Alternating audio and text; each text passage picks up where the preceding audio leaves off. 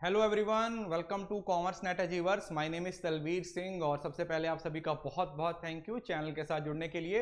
और अगर आप ये वीडियो हमारी पहली बार देख रहे हो तो अभी चैनल को सब्सक्राइब कर लीजिए और उसके साथ जो बेल आइकन बना है उसे प्रेस कर लीजिए ताकि जो भी मैं वीडियो अपलोड करूं उसकी नोटिफिकेशन आपको सबसे पहले मिले और आपकी प्रिपरेशन और अच्छे तरीके से चलती रहे।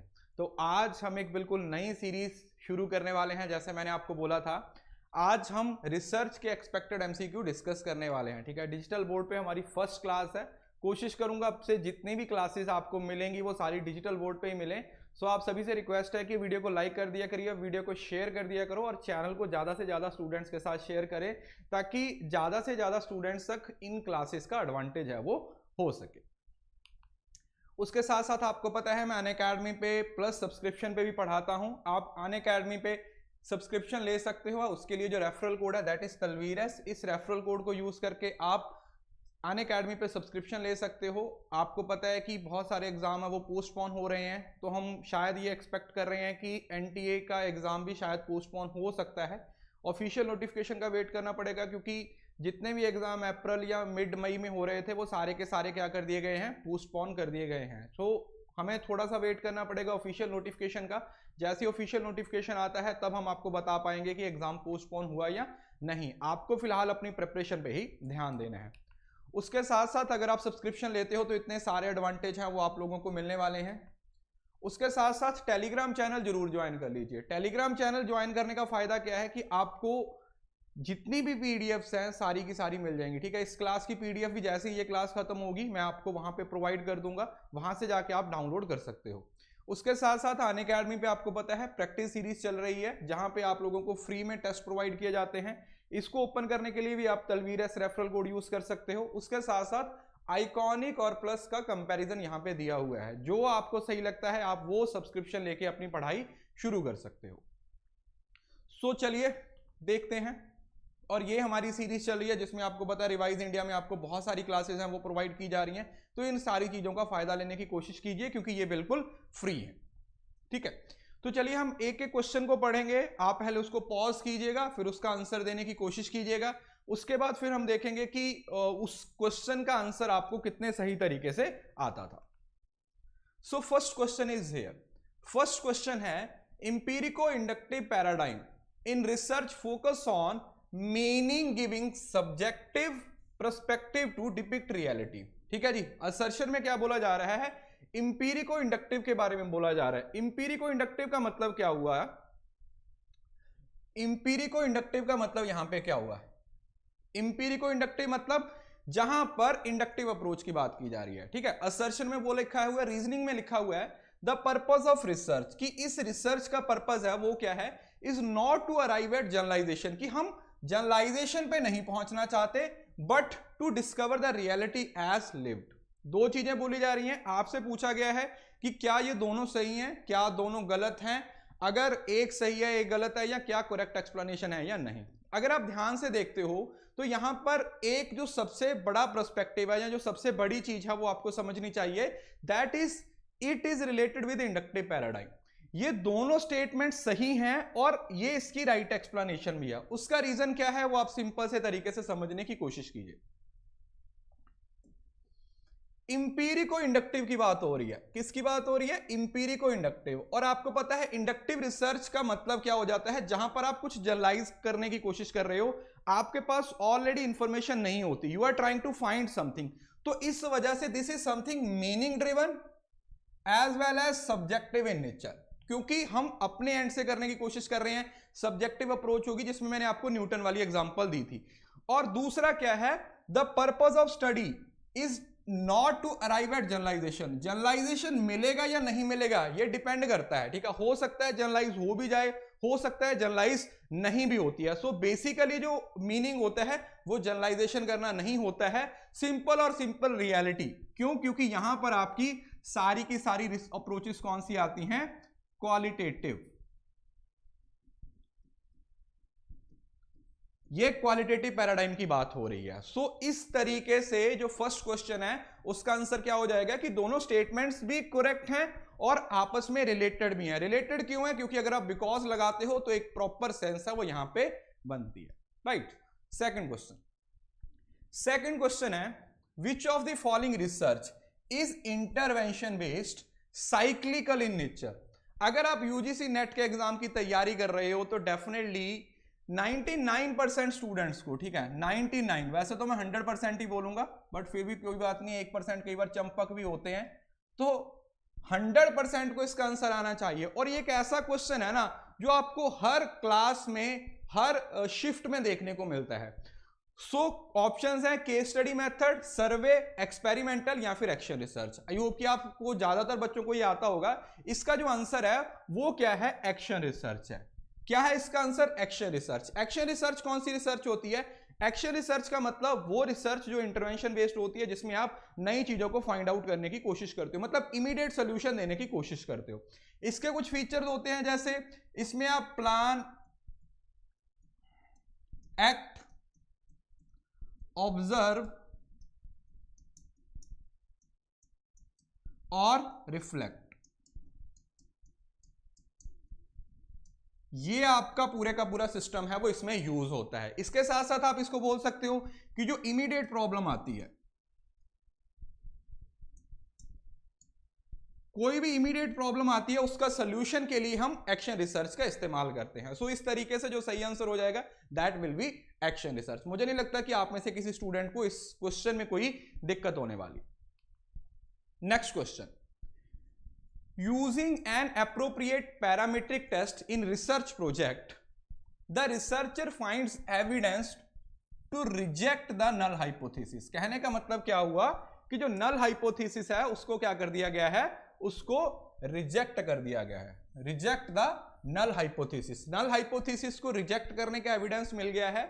in doing so what type of error, तो अगर null hypothesis को रिजेक्ट कर दिया है तो कौन सा एरर है वो यहां पे अकर होता है, आपने इसका आंसर बताना है। Alpha error, beta error, alpha और बीटा दोनों, या फिर neither alpha nor beta error. देखिए दो तरीके के एरर्स होते हैं आपके, अल्फा एरर और एक बीटा एरर, आप लोगों को पता है।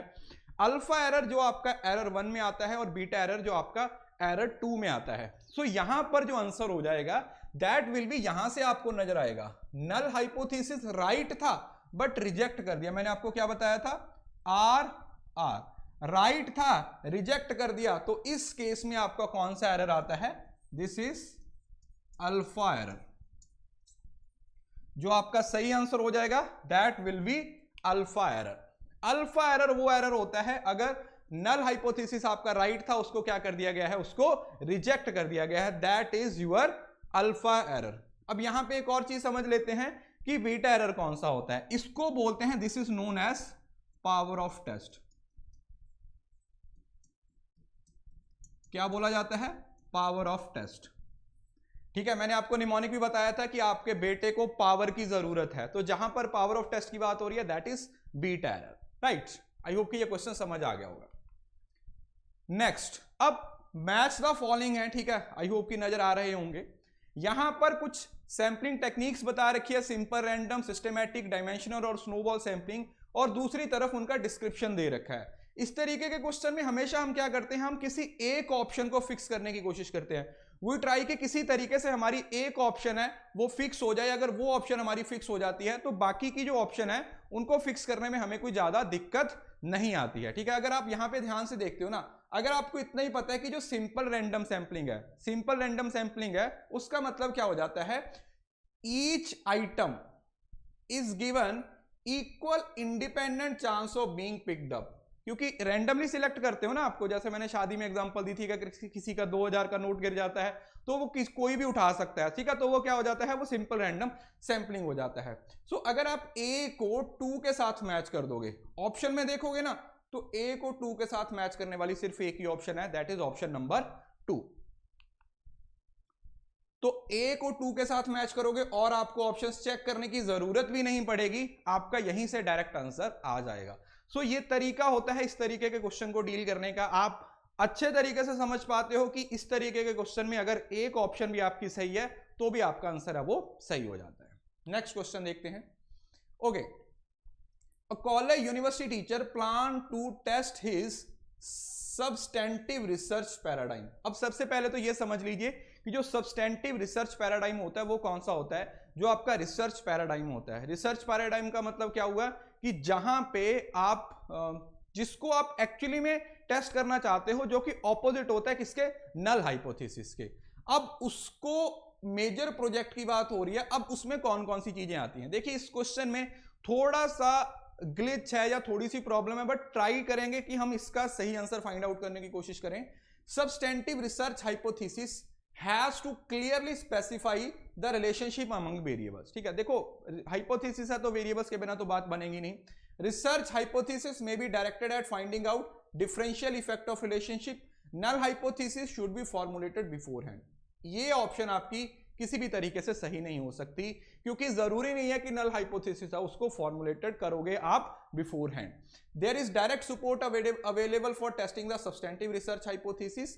The final decision of research hypothesis may be research indirectly deciding at the fate of null hypothesis. Null hypothesis के फेट के बारे में यहां पर बताया गया है। देखिए यहां पर अगर आप देखोगे ना, मैंने आपको पहले बताया था कि अगर आप इस ऑप्शन को डिलीट करते हो, सी ऑप्शन को डिलीट करते हो, तो आपकी दो ऑप्शन वैसे ही डिलीट हो जाएंगी, ये वाली। उसके बाद सिर्फ कंफ्यूजन कहां पे है, बी और डी में। अगर आप बी और डी को ध्यान से पढ़ते हो तो यहां पे लिखा हुआ है directed at finding the relationship. मैंने अभी आपको बताया कि रिलेशनशिप के बिना तो आपका किसी भी तरीके से काम चलेगा ही नहीं चलेगा, और डायरेक्ट सपोर्ट नहीं होता, it should be indirect support. So इस तरीके से ए बी और ई, ए बी और E, it should be your right answer. ठीक है, आई होप कि समझ आ गया होगा। नेक्स्ट क्वेश्चन देखिए, नेक्स्ट क्वेश्चन है वो भी आपका थोड़ा सा ऑप्शन बेस्ड क्वेश्चन है, आसानी से बना सकते हो। इन अ रिसर्च प्रोजेक्ट ट्रिएंगुलेशन। अब ट्रिएंगुलेशन का मतलब क्या हो जाता है, मतलब जब आप मोर देन वन मेथड्स को यूज करते हो, मोर देन वन, जब आप एक से ज्यादा मेथड्स को यूज करते हो तो उसको क्या बोल दिया जाता है, that is known as triangulation. Approach which of the following can form the investigating on the studying parental participation attitude and problem. जैसे ही आप इस ऑप्शन को पढ़ते हो ना, तो सबसे पहले आपके दिमाग में क्या आना चाहिए, these are some of the features. ये क्या है भाई, ये कुछ फीचर्स हैं। अब अगर ये फीचर्स हैं तो इसका मतलब क्या हुआ, फीचर्स हैं, that means it is a qualitative in nature. तो ये रिसर्च होनी चाहिए, दैट शुड बी क्वालिटी। किस पे बेस्ड होगी भाई, क्वालिटी पे बेस्ड होगी। किस पे बेस्ड होगी, क्वालिटी पे। तो क्वालिटी वाले रखो, जो जो क्वांटिटी वाले हैं उनको निकाल दो। इंटरव्यू, ऑब्जर्वेशन, टेस्ट और फोकस ग्रुप। देखो टेस्ट तो किसी भी तरीके से नहीं आ सकता, हम कह नहीं सकते कि टेस्ट को आप किसी तरीके से अप्लाई कर सकते हो कि हाँ टेस्ट लगाओगे तो आपका ये आंसर आ जाएगा। तो टेस्ट तो क्या हो जाएगा आपका यहां पे बिल्कुल ही डिलीट हो जाएगा। तो आप क्या कर सकते हो, आप सी को हटा सकते हो। जैसे ही आप सी को हटाते हो तो आपका आंसर है वो क्या आ जाएगा, ए बी और ई। क्या हो जाएगा आंसर, ए बी और E is the right answer, that is interview, observation and focus group interview. अब ये सारी टर्म्स मैंने आपको क्वालिटेटिव रिसर्च में समझा रखी हैं, जिसमें हमने ethnography, ethnography, phenomenology, case study, grounded theory, ठीक है, ये सारी टाइप्स है वो मैंने आपको डिटेल में पढ़ा रखी। Which of the following research forms primarily at outline to the theoretical advanced with an eye on exploring the potential generalizability। अब देखिए इसमें बहुत सारे कीवर्ड्स हैं जो आप लोगों ने ध्यान में रखने हैं। Primarily at outlining the theoretical advancement, यहां पर एडवांसमेंट की बात हो रही है। एक्सप्लोरिंग द पोटेंशियल, साथ में पोटेंशियल्स के बारे में बोला जा रहा है, और साथ में जनरलाइजेबिलिटी की भी बात हो रही है। अब बहुत सारे स्टूडेंट इसका गलत आंसर बताते हैं, उन्हें लगता है कि सर इसका आंसर तो फंडामेंटल रिसर्च होगा। क्यों, क्योंकि जब हम थ्योरी ड्रिवन की बात करते हैं या हम थ्योरी को कुछ करने की बात करते हैं तो उसमें फंडामेंटल होता है, बट एक्चुअली इसका आंसर फंडामेंटल नहीं होगा। This will be applied research. Applied research का मतलब जब उस फंडामेंटल रिसर्च की when you did the application, क्या कर देते हो, उसकी एप्लीकेशन कर देते हो, मतलब अप्लाई करना सीख जाते हो, वो आपकी फंडामेंटल रिसर्च होती है। मतलब इंडिया वाले तो ना इतनी अच्छी अच्छी एप्लीकेशन करना सीख जाते हैं, कुछ पता ही नहीं चलता। आजकल आप देखो, ठीक है कोविड की वजह से मास्क पहनना है वो जरूरी हो चुका है, बट आप देखो कि लोग डिजाइनिंग मास्क पहन रखे हैं। अरे भाई कोरोना को हराना है, उसे पटाना थोड़ी है कि आप मास्क में भी क्या कर रहे हो, आप अपना फैशन कर रहे हो। बट चलो कोई बात नहीं है, लोगों की अपनी अपनी एप्लीकेशन है, कुछ कह नहीं सकते। Next, which of the following there is considerable scope for violation of research ethics, मतलब वो कौन सी स्टेज है जिसपे रिसर्च एथिक्स को तोड़ा जा सकता है। ऑप्शन आपके सामने है। प्रॉब्लम फॉर्मुलेशन, कौन कौन सी हैं, let me just read it. Problem formulation, data interpretation, hypothesis, reporting या फिर using research tools prepared by others. देखिए एक बात जो आपको यहां पे समझ लेनी चाहिए वो क्या है कि जो रिसर्च एथिक्स है उनकी एप्लीकेशन कहां पे आती है, उनकी एप्लीकेशन आती है वहां पे जहां पे आप डाटे के साथ काम करना शुरू कर देते हो। तो डाटे के साथ काम करना शुरू करोगे तो प्रॉब्लम फॉर्मुलेशन तो किसी भी तरीके से नहीं आ सकता। तो अगर आप प्रॉब्लम फॉर्मुलेशन को हटा देते हो तो आपकी ये ऑप्शन तो पहले ही हट जाती है। हाइपोथेसिस टेस्टिंग या हाइपोथेसिस मेकिंग में भी आपका कोई स्कोप नहीं होता है रिसर्च एथिक्स का, तो आप इसको भी हटा सकते हो, सी को हटा सकते हो। तो B that is data interpretation, reporting and research tools. B, D और ई हमारा क्या हो जाएगा, सही आंसर हो जाएगा। मतलब जहां पर आप डाटे को यूज कर रहे हो, when you are using data, डाटे को इस्तेमाल करना है, डाटे को कलेक्ट करना है, डाटे का एनालिसिस करना, each and everything you are trying to do, उसको आप क्या बोल देते हो, that is known as your violation of research ethics, जहां पर रिसर्च एथिक्स को क्या किया जा सकता है, वायलेट किया जा सकता है। नेक्स्ट,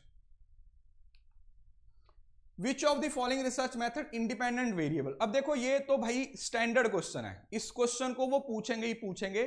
कौन सा क्वेश्चन है, that is independent variable, dependent variable. जहां पे भी आप लोगों के सामने ये क्वेश्चन आ गया कि इंडिपेंडेंट वेरिएबल और डिपेंडेंट वेरिएबल की बात कहां पे की जाती है, that simple means it is nothing, it is just an experimental method.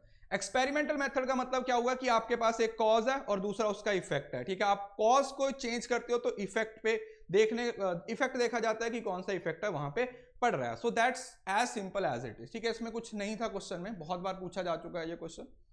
Next, statement type question है, ठीक है, पहले आप पढ़ लेते हैं। A research hypothesis is conjectural statement postulating the relationship among variables with a view to advance solution to a problem of study। सबसे first आपको क्या दी गई है, you have given the definition. दूसरा, द नॉन प्रोबेबिलिटी, किसकी बात हो रही है, नॉन प्रोबेबिलिटी सैंपलिंग की बात हो रही है। प्रोवाइड द बेस्ट एस्टिमेट, कि ये बेस्ट एस्टिमेट है किसके लिए, पॉपुलेशन पैरामीटर के लिए। अगर आप इस क्वेश्चन को बहुत ध्यान से पढ़ते हो तो यहां पर आपको एक बात तो बिल्कुल क्लियर हो जाएगी कि जो फर्स्ट स्टेटमेंट है वो हमारी बिल्कुल सही है। क्यों, क्योंकि फर्स्ट स्टेटमेंट में हमें क्या बताया गया है, फर्स्ट स्टेटमेंट में आपको हाइपोथेसिस की डेफिनेशन दी गई है कि हाइपोथेसिस एक टेंटेटिव स्टेटमेंट होती है जिसको हम प्रूव करने की कोशिश करते हैं। और दूसरा क्या है, नॉन प्रोबेबिलिटी, बेस्ट एस्टिमेट नहीं होता किस केस में, प्रोबेबिलिटी पैरामीट्रिक के केस में। यहां पे जो आंसर होना चाहिए था वो या तो ये प्रोबेबिलिटी होता या फिर ये नॉन पैरामीट्रिक होता। इसका मतलब स्टेटमेंट फर्स्ट तो आपकी सही हो जाएगी बट स्टेटमेंट सेकंड क्या हो जाएगी, आपकी फॉल्स हो जाएगी। This simple question. Next, a teacher consistently makes an effort to improve the quality of learning through use of various interventions. कि एक टीचर है वो डिफरेंट इंटरवेंशंस के थ्रू अपनी जो क्लास की क्वालिटी है उसको इंप्रूव करने की कोशिश कर रहा है। The approach adopted by him can be the ambit of which of the research. अब कौन सी रिसर्च होगी, अगर आप इस क्लास को स्टार्टिंग से देख रहे हो तो मैंने स्टार्टिंग में ही आपको एक बात बताई थी कि जब लोकल लेवल की प्रॉब्लम्स आ जाती हैं, कुछ क्लास लेवल की प्रॉब्लम्स आ जाती हैं, वहां पर हम कौन सी रिसर्च यूज करते हैं, that is nothing, it is called action research.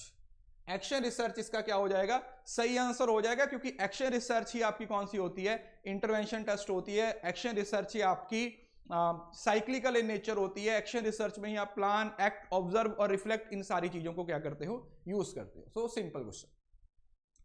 Through which of the following method research cause and effect, same वही क्वेश्चन आएगा। देखो एक दो शिफ्ट में सेम टू सेम क्वेश्चन को अलग अलग तरीके से पूछा गया है, तो इसको फटाफट से निकाल देते हैं। दैट इज एक्सपेरिमेंटल रिसर्च, ठीक है। इसमें कुछ बताने की जरूरत नहीं है, क्योंकि कॉज और इफेक्ट की जहां पर भी बात होती है उसको हम क्या बोल देते हैं, that is nothing, it is just an experimental research. Next,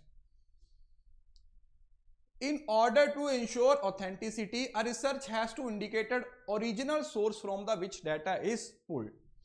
In data analysis and interpretation the research has the evince necessary rigorous and appropriate of procedure। अब देखिए ये जो क्वेश्चन है ना वो कहीं ना कहीं रिसर्च एथिक्स के डोमेन में आ जाता है। रिसर्च एथिक्स का जो पार्ट है वो यहाँ पे बन जाता है। तो ये दोनों ही स्टेटमेंट्स क्या हैं, वो आपकी करेक्ट है, ठीक है। कुछ क्वेश्चन होते हैं वो बिल्कुल कॉमन सेंस बेस पे होते हैं, उसमें आपको ज्यादा लॉजिक लगाने की जरूरत नहीं पड़ती है। तो ये बिल्कुल उसी तरीके से बात हो रही है कि ऑथेंटिसिटी होनी चाहिए, ओरिजिनल सोर्सेज को यूज करना चाहिए, उसको बेस बना के इसका आंसर है वो निकाला जा सकता है। Next question, the scope of creativity and imagination. Creativity और इमेजिनेशन, ठीक है, इमेजिन करते रहते हो आप, बहुत ही दुनिया में पहुंच जाते हो पता नहीं कहां से कहां तक। Is largest in which of the following steps of research, कि रिसर्च के कौन से स्टेप्स पे आप सबसे ज्यादा इमेजिन करना शुरू कर देते हो ना। कुछ लोग इमेजिनेशन से ही क्या हो जाते हैं, कुछ लोग इमेजिनेशन से पागल हो जाते हैं ना। एक बंदा था ओवर थिंकिंग से पागल हो गया बेचारा, किसी ने उससे पूछा क्या हुआ, बोला भाई मैं बहुत टेंशन में हूं। बोले क्या, इतनी टेंशन किस बात की है? बोला मैं कुछ दिनों से ना कुछ सोच रहा हूं, उस चीज को सोच सोच के इमेजिन कर करके मेरा ये हाल हो गया। वो बंदा बता तो सही सोच क्या रहा है, वो ये सोच रहा हूं कि यार इस दुनिया में जो आखिरी इंसान मरेगा उसकी अर्थी कौन उठाएगा, बताओ। यहां इमेजिनेशन की बात हो रही है, वो अपनी इमेजिनेशन में खोया हुआ है। तो प्रॉब्लम डिफाइन करने में, सैंपलिंग में, प्रॉब्लम डिफाइन करने में, एनालिसिस में या हाइपोथेसिस में, आई होप कि इसका आंसर आप लोगों को पता होगा। इमेजिनेशन की बात हो रही है, that is something that is tentative in nature. तो जहां पर आप हाइपोथेसिस बना रहे हो, when you are trying to make the hypothesis, आप हाइपोथेसिस बनाने की कोशिश करते हो, उस केस में हमारे पास जो इमेजिनेशन का स्कोप होता है वो सबसे ज्यादा होता है। Next question, in research formulation of policies for admission test screening cannot neglect the constitutional provision, ठीक है जी। कॉन्स्टिट्यूशनल प्रोविजंस को आप इग्नोर नहीं कर सकते हो when it in the case of policy for admission, admissions के केस में।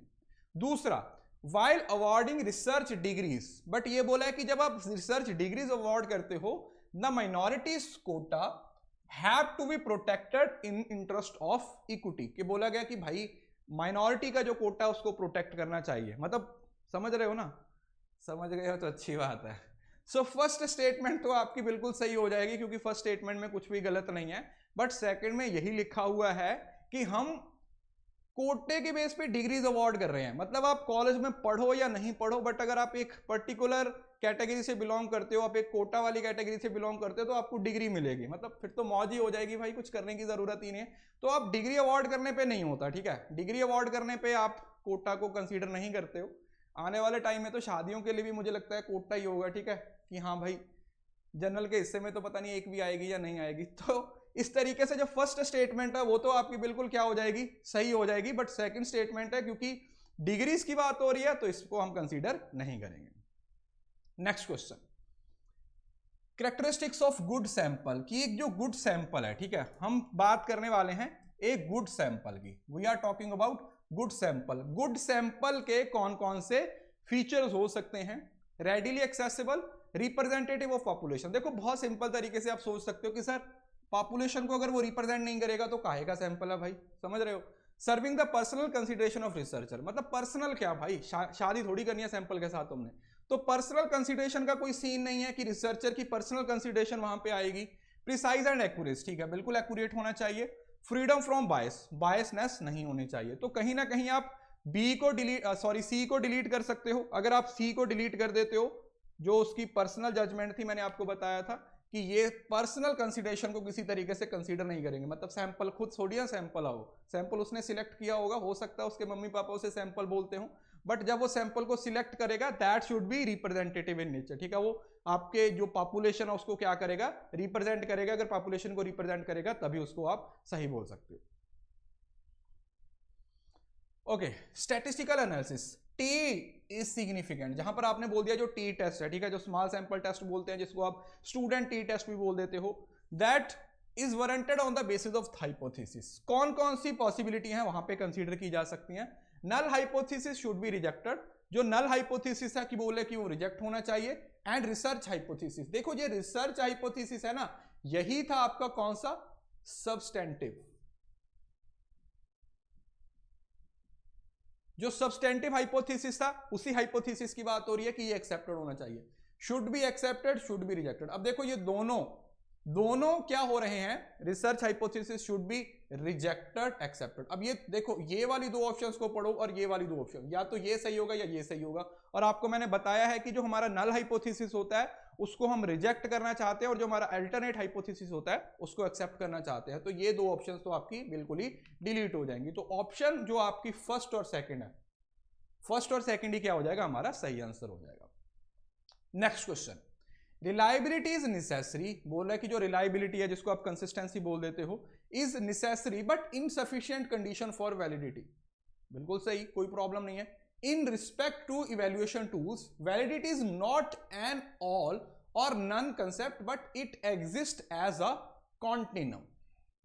देखिए, रिलायबिलिटी और वैलिडिटी की टाइप्स मैंने आपको कुछ दिन पहले ही पढ़ाई हैं, उसी के बारे में क्वेश्चन पूछा जा रहा है कि ये रिलायबिलिटी है वो जरूरी है बट इनसफिशिएंट है वैलिडिटी के लिए। बिल्कुल सही स्टेटमेंट है, इसमें कोई डाउट नहीं होना चाहिए। और दूसरा, in respect of evaluation of tools, की जो इवैल्यूएशन टूल्स के बारे में बात की जा रही है, validity is all or none concept but exist in a continuum, कि एक कॉन्टिन्यूम में एग्जिस्ट करता है। देखिए, रिलायबिलिटी और वैलिडिटी अगर आप दोनों चीजों को साथ में लेके चलोगे तभी आप बोल सकते हो कि जो आपकी रिसर्च है वो सही होगी, अगर रिसर्च को आप सही मानना चाहते हो। सो that means both statement should be correct. दोनों स्टेटमेंट्स क्या हो जाएंगी, सही हो जाएंगी, कोई प्रॉब्लम यहां पे नहीं होने वाली। ठीक है, both statements are correct. Next, a researcher administer an achievement test. देखिए यहां पे कीवर्ड क्या है, एक अचीवमेंट टेस्ट की बात हो रही है। अगर आप क्वेश्चन को ध्यान से पढ़ते हो तो क्या है, to assess and indicate the possible effect of independent variable in his study, the distribution of score on the test is found to be negatively skewed. Negatively skewed का मतलब क्या होता है वो मैं आपको बताता हूं। तो इस बेसिस पे आप लोगों ने बताना है कि जो टेस्ट था वो इजी था या डिफिकल्ट था। देखिए, अब इसमें आप लोगों ने दो चीजें याद रखनी है। जब आप एक नॉर्मल डिस्ट्रीब्यूशन कर्व बनाते हो तो उसकी शेप कुछ इस तरीके से होती है। नॉर्मल डिस्ट्रीब्यूशन का मतलब क्या हुआ कि दोनों साइड्स हैं वो आपकी क्या हो जाएंगी, सेम हो जाएंगी।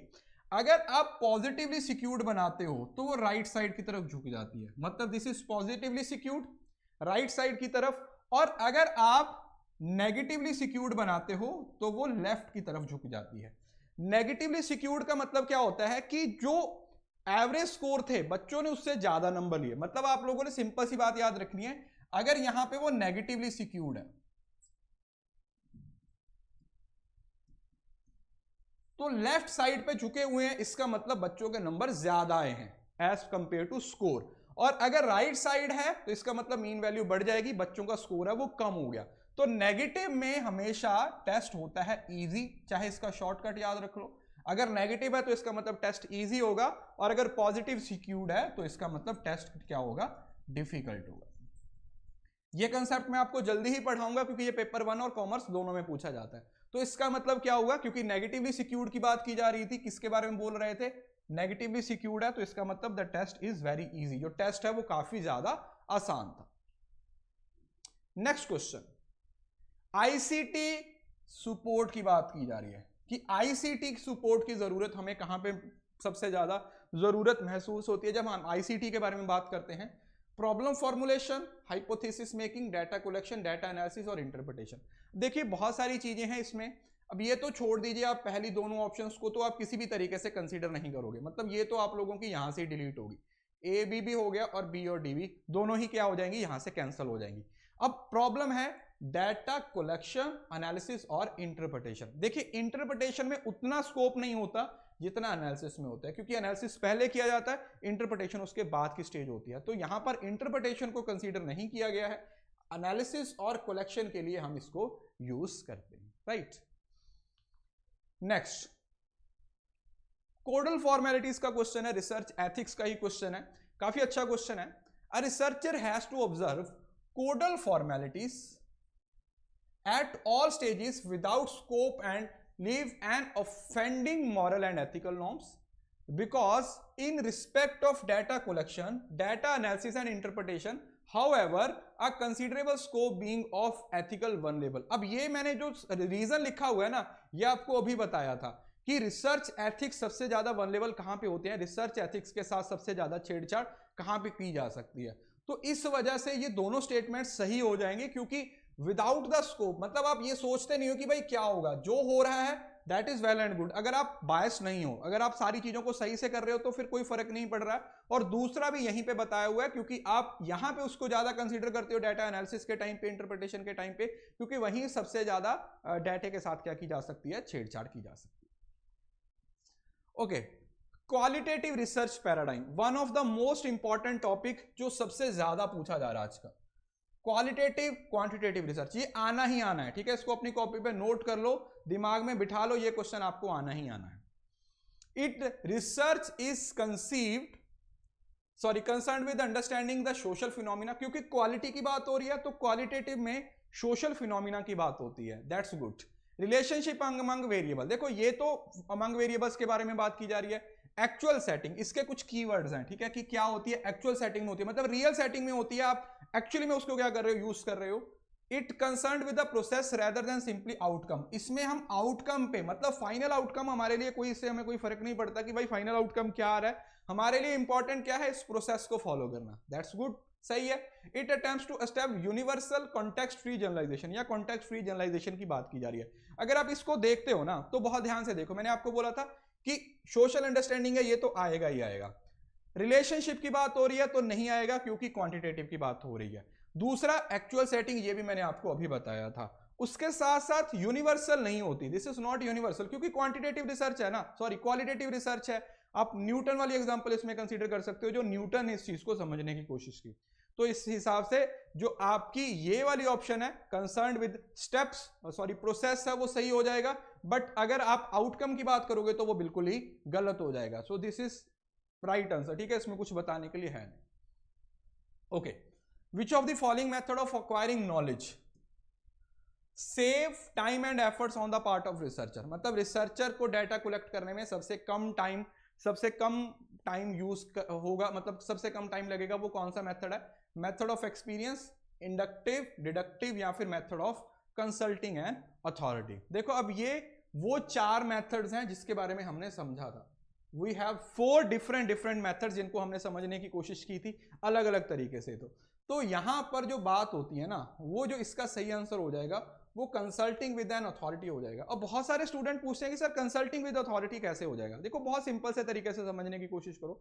आप डाटा कलेक्ट करना चाहते हो, आप क्या करते हो, आप एक ऑर्गेनाइजेशन में जाते हो, सपोज करो वहां पे 10,000 स्टूडेंट हैं, आपको 10,000 स्टूडेंट का डाटा एक क्लिक पे मिल जाएगा।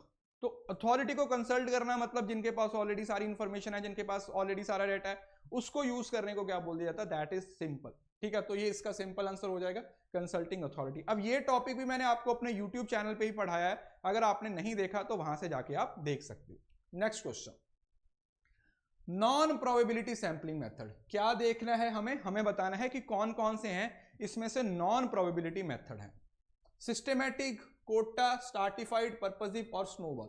अब देखो इस तरीके के क्वेश्चन को बनाने के लिए आप दोनों तरीके यूज कर सकते हो, चाहे तो आप एक पॉजिटिव साइड को देख लो, चाहे आप नेगेटिव साइड को देख लो। चाहे तो आप इसमें से direct non probability find out कर लो, या प्रोबेबिलिटी फाइंड आउट करके उसको निकाल के फेंक दो, राइट। सो सिस्टेमैटिक सैंपलिंग आपको पता है कि ये प्रोबेबिलिटी सैंपलिंग है। कोटा सैंपलिंग क्या होता है?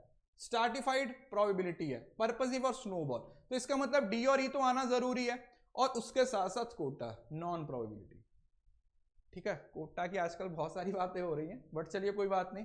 तो कोटा सैंपलिंग, पर्पसिव सैंपलिंग और स्नोबॉल सैंपलिंग, ठीक है, ये दोनों क्या हो जाएंगे हमारे यहां पे सही आंसर हो जाएंगे तीनों, मतलब बी, डी और E, this is the right answer.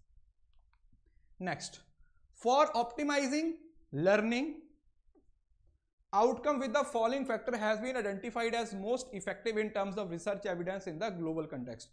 Global context में इसमें से कौन से फैक्टर्स को सबसे ज्यादा कंसीडरेबल माना गया है? तो ये देखिए, ये आउट ऑफ कंटेक्स्ट क्वेश्चन था, और ये क्योंकि एक रिसर्च बेस्ड कंसेप्ट था, तो इसका जो आंसर दिया गया है that is teacher related factors. क्या है?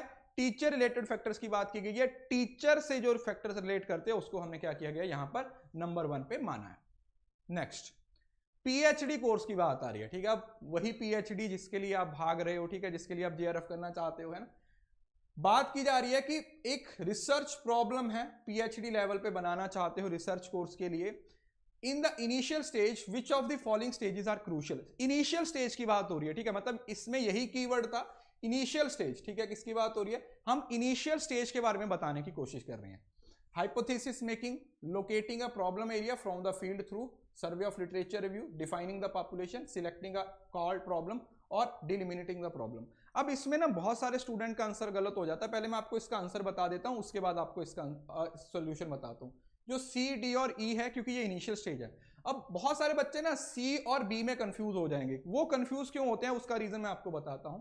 यहां पर भी प्रॉब्लम एरिया की बात हो रही है, यहां पर भी सॉरी इस वाली स्टेज में सी और बी और डी में यहां पर भी प्रॉब्लम की बात हो रही है, बट यहां पर जो टर्म आ जाती है ना, that is literature review. Literature review आपका इनिशियल स्टेज नहीं होती, जब आपकी सारी प्रॉब्लम डिफाइन हो जाती है, प्रॉब्लम फाइनल कर देते हो, उसके बाद आप लिटरेचर रिव्यू में एंटर करते हो, उससे पहले आप एंटर नहीं होते हो। इस वजह से जो बी है वो आपका सही आंसर इसमें नहीं हो सकता, इसको हम कंसीडर नहीं करेंगे, right. The goal of inquiry in fundamental research is directed at bringing an incremental in kind of knowledge, ठीक है, दिस इज काइंड, इसको सही कर लीजिए, kind of knowledge. Action research is a research by practitioner for the practitioner of the practitioner. अब research की types हैं, बिल्कुल बेसिक क्वेश्चन है। The goal of inquiry, fundamental research में आप नॉलेज एनहांस करना चाहते हो, कोई डाउट नहीं है। और दूसरा action research is a research जो प्रैक्टिशनर के द्वारा होती है, मतलब कोई भी कर सकता है, ठीक है। अब ऐसा मत करना कि सर मेरा 4 साल का भांजा है, क्या वो एक्शन रिसर्च कर सकता है, नहीं भाई वो नहीं कर पाएगा। प्रैक्टिशनर का मतलब उसे कुछ ना कुछ पता हो, उसका एक्सपर्ट होना जरूरी नहीं है, बिना एक्सपर्ट हुए भी वो काम चला लेता है। So that means statement 1 and statement 2 are correct. दोनों स्टेटमेंट सही है क्योंकि इसमें कुछ बताने के लिए था ही नहीं। फर्स्ट फंडामेंटल रिसर्च की डेफिनेशन बताई हुई है, और जो सेकंड है दैट इज एक्शन रिसर्च, वो एक्शन रिसर्च की डेफिनेशन है, वो आप लोगों को बता रखी है। सो दोनों ही क्वेश्चंस में ऑप्शन में कोई प्रॉब्लम नहीं है। Next, measurement, classification, order and equality, बहुत ही जरूरी, बहुत ही इंपॉर्टेंट क्वेश्चन जो आपको बहुत ज्यादा पूछा जा रहा है। स्केल्स के बारे में पूछा जा रहा है, ऑर्डिनल, नॉमिनल, इंटरवल और रेशो, ये 4 स्केल्स की बात हो रही है। अब देखिए यहां पर क्लासिफिकेशन, क्लासेस का मतलब नॉमिनल, ऑर्डर का मतलब ऑर्डिनल, इक्वालिटी का मतलब इंटरवल। तो ये क्योंकि एक दूसरे के फीचर्स को ऑब्जर्व करते रहते हैं, मतलब नॉमिनल के फीचर ऑर्डिनल में आएंगे, ऑर्डिनल के फीचर इंटरवल में आएंगे, और अगर साथ में इक्वल 0 की बात हो रही होती तो आप रेशियो को कंसीडर कर देते। क्योंकि रेशियो की बात अभी यहां पे नहीं हो रही है, that simply means you are talking about interval scale. जो इसका सही आंसर हो जाएगा that will be interval scale. Interval scale का मतलब क्या हो गया कि भाई इंटरवल मतलब इक्वल डिस्टेंस की बात कर रहे हो, ठीक है, ये वाला समझ रहे हो ना। जैसे एक छोरी है, उसके लिए 4 लड़के इक्वल डिस्टेंस पे खड़े हुए हैं, अब किसकी पिटाई हो सकती है ये आप कुछ बता नहीं सकते, बट हाँ अगर पहले की पिटाई हो गई तो ये फिर बेचारे टाइम से भाग जाएंगे, अगर लास्ट की पिटाई होगी तो पहले वालों की भी हो सकती है। तो इसका मतलब ये जो डिस्टेंस होता है ना वो क्या हो जाता है, दैट इज एक्चुअली इक्वल, और इसकी कोई सेंस यहां पे नहीं होती है। Next question, which argument may be advanced in support of action research in education. Action research की बात हो रही है, रिसर्चर ब्रेक्स फ्रेश ग्राउंड, पहली ऑप्शन। दूसरा, the knowledge is applied to extend further generalisation, some new principles are formulated, या the education situation as well as practitioner. अब देखो एक्शन रिसर्च से ये चौथा क्वेश्चन है। फर्स्ट ऑप्शन क्या है, फील्ड ऑफ इंक्वायरी की बात नहीं होगी। सेकंड, जनरलाइजेशन एक्शन रिसर्च कभी नहीं होता। एक्सप्लेनिंग द इवेंट्स, नो, यहां पर सिर्फ और सिर्फ ये आंसर होगा एजुकेशनल सिचुएशन, जो मैंने आपको अभी बताया था कि जो स्टार्टिंग वाली ऑप्शंस होती हैं उसी को कंसीडर करते हैं, और साथ में बाय द प्रैक्टिशनर। अभी एक ऑप्शन निकल के गया था, अभी एक क्वेश्चन निकल के गया था जिसमें यह बताया गया था कि the research is for practitioner by the practitioner, और जो भी प्रैक्टिशनर्स के बारे में बात की थी, ठीक है, जिसमें मैंने आपको वो 4 साल के बच्चे की एग्जांपल दी थी, इसमें कोई फर्क नहीं पड़ता है। सो ये जो हो जाएगा एजुकेशनल स्टेटमेंट में जो भी आपके सामने सिचुएशन है आप उसी को कंसीडर करते हो, ठीक है। आप क्लास में आ रहे हो, ठीक है, एक बच्चे ने मतलब मैडम है क्लास में, एक लड़के ने उसे सीटी मार दी, तो that is also a problem. उसका सोल्यूशन मैडम ढूंढेगी नहीं ढूंढेगी वो तो मैं नहीं बताना चाहता, बट हाँ सिर्फ मैं आपको इसकी एग्जांपल बता रहा हूं कि क्लासरूम में होने वाली सारी प्रॉब्लम्स आपकी किस में आती हैं, that comes under action research domain, वो एक्शन रिसर्च के डोमेन में ही आती है। The critical difference between experimental and ex post facto research, जो हमारे पास एक्सपोज्ड फैक्टो और एक्सपेरिमेंटल रिसर्च है उसके डिफरेंस के बारे में पूछा गया है। Selection of sample, causal connection between two variables, use of research tool या control and manipulation of independent variable. अब देखिए ये जो आपकी एक्सपेरिमेंटल रिसर्च है ना, ये आपकी प्योर एक्सपेरिमेंटल होती है, और जो एक्स पोस्ट फैक्टो होती है ना, ये होती है क्वाजी। क्वाजी का मतलब क्या हुआ? Not completed. इसमें एक्सपेरिमेंटल रिसर्च के सारे फीचर्स होते हैं एक्सेप्ट कंट्रोल एंड मैनिपुलेशन। क्यों? क्योंकि यहां पर ऑलरेडी इंसिडेंट हो चुका है। समझ रहे हो ना?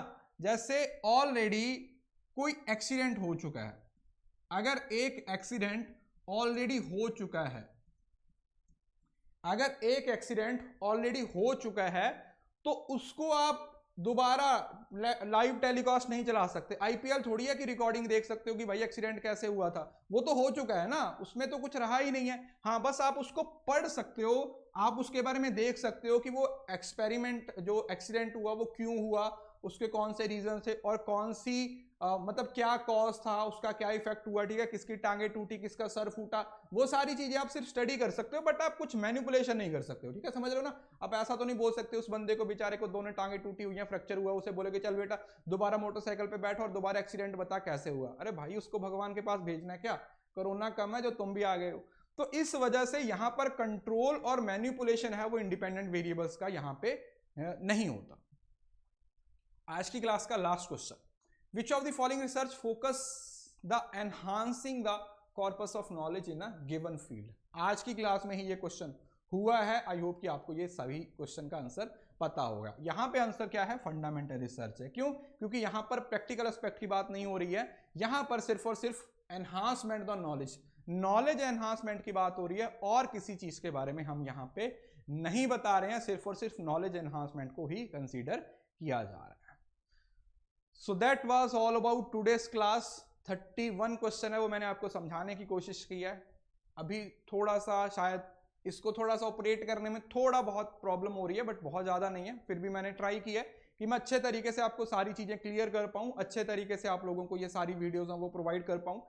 जितनी भी वीडियोज़ आएंगी अब मैं आपको डिजिटल बोर्ड पे ही प्रोवाइड करने की कोशिश करूंगा। प्लीज़ मुझे जरूर बताइएगा, अपनी फीडबैक है वो जरूर दिएगा कि ये आज की वीडियो कैसी लगी है, ताकि हम इसी को कंटिन्यू करेंगे। ठीक है, बहुत सारी वीडियोस डालने से बेटर है कि मैं एक दो वीडियोस करके आपको आधे आधे घंटे की, एक घंटे की, 40 मिनट की वीडियो में, एक वीडियो में ज्यादा से ज्यादा कंटेंट प्रोवाइड करूं, ताकि आपको बहुत सारी वीडियोस ना देखना पड़े और आपको एक एक्चुअल क्लास वाली फीलिंग है। ठीक है, कि एक्चुअल जैसे हम क्लास में पढ़ रहे होते हैं उस तरीके की आपको फीलिंग आए। ठीक है, so that was all about today's class. I hope ये वीडियो अच्छा लगा होगा।